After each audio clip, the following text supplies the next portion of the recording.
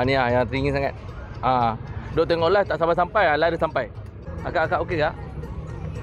Okey tak? Kan, duk tengok live kan. Dia nak makan kek.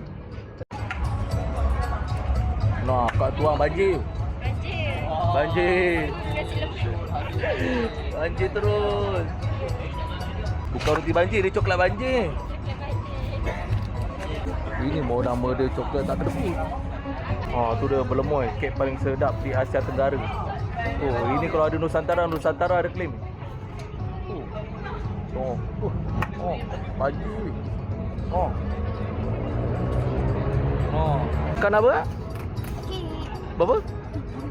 3 kau tengok, dia ambil 3.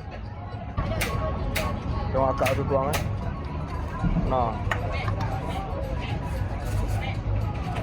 Dia punya tuang coklat macam tak ada hari esok. Tu air dia pekat ni. Okay, Buati, apa perasaan?